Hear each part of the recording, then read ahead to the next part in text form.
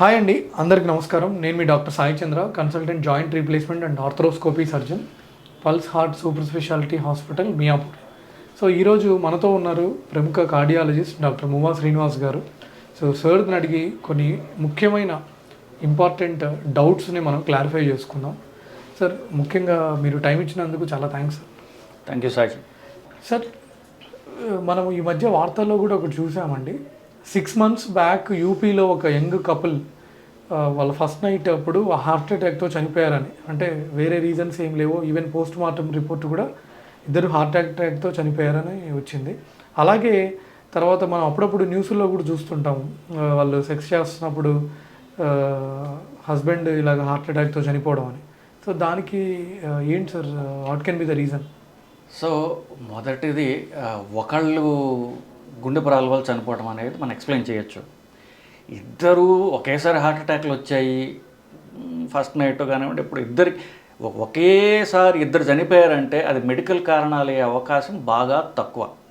First మనం వాళ్ళు ఎంత చెప్పినా బేసిక్లీ దీన్ని లోతుగా తోవడం అనేది అవసరం. ఫారెన్సిక్ పాయింట్ ఆఫ్ వ్యూ, అంటే criminal point of view. Correct.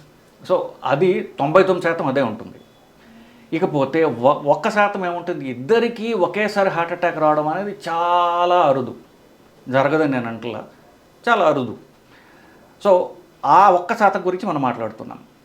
First, sex అనేది, రక్తిలో పాల్గొనడం అనేది అంత తీవ్రమైన ఎక్సర్సైజా?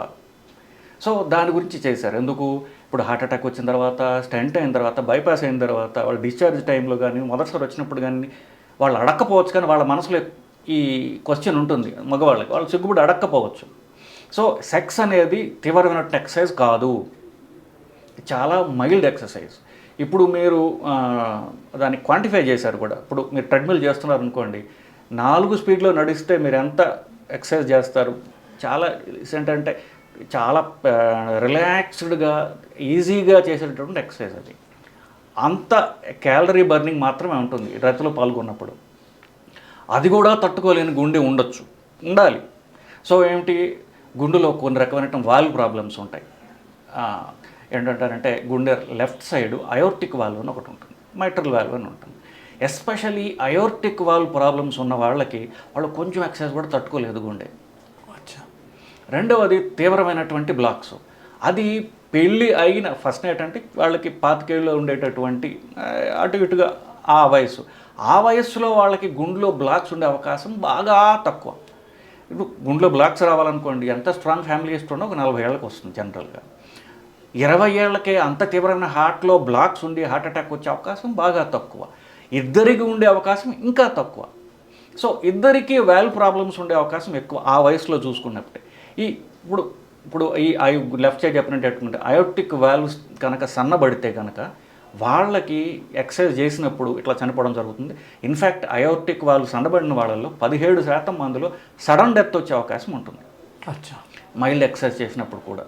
సో ఇద్దరికి అలాంటి వాళ్ళే పెళ్ళి, అదే చాలా యాదృచ్ఛికంగా అలాంటి వాళ్ళు ఇద్దరు పెళ్లి చేసుకుని వాళ్ళు ఈ రతిలో పాల్గొనడానికి చేసినప్పుడు జరిగి ఉండవచ్చు. That is the only explanation ఇద్దరు చనిపోవడానికి. That is the very very rare. But still మనం థియరటికల్ ఎక్స్ప్లెయిన్ చేయాలి అంటే సడన్ డెత్ ఎప్పుడు గుండె వల్లనే వస్తుందండి. సో గుండె వేగంగా కొట్టుకోవడం వలన వస్తుంది.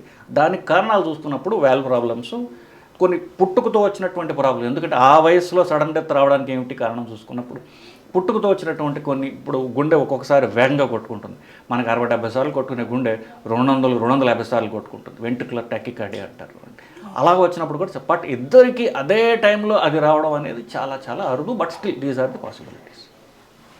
సో ఏదేమైనా మీరు అన్నట్టు ఇందాక 18 yearsకే యూఎస్ వాళ్ళు they are suggesting cardiac checkups. అంటే పెళ్లి ముందు కార్డియాక్ చెకప్ చేయమంటే వాళ్ళ కోపాలు వస్తాయి వాళ్ళకి. ఎందుకంటే వాళ్ళ ముందు యూజువల్ అన్ని అరేంజ్డ్ మ్యారేజెస్ కాబట్టి మనం చెకప్ చేయించుకోవాలంటే హర్ట్ కావచ్చు బేసికలీ. సో ఈ మోస్ట్లీ ఇట్లాంటివి ఏంటంటే అన్డయాగ్నోస్డ్గా ఉంటాయి. ఆ వయసు వాళ్ళు ఏంటంటే యవ్వన గర్వంతో ఉంటారు. నాకేంటి జబ్బు, 50 ఏళ్ళకి 60 ఏళ్ళు కదా జబ్బులు వచ్చేది, నాకేంటి అన్నట్టుగా ఉంటారు usually. So most of thing ఇవన్నీ ఏంటంటే అన్డయాగ్నోస్డ్. దురదృష్టవశాత్తు అలాంటి ఇద్దరు, ఒక అమ్మాయి అబ్బాయి పెళ్లి చేసుకుంటే ఇలాంటి జరగడం అనేది సహజం. థ్యాంక్ యూ సార్, చాలా చాలా మంచి ఇన్ఫర్మేషన్ ఇచ్చారు. I'm very thankful to you. Thank you sir. నమస్కారం.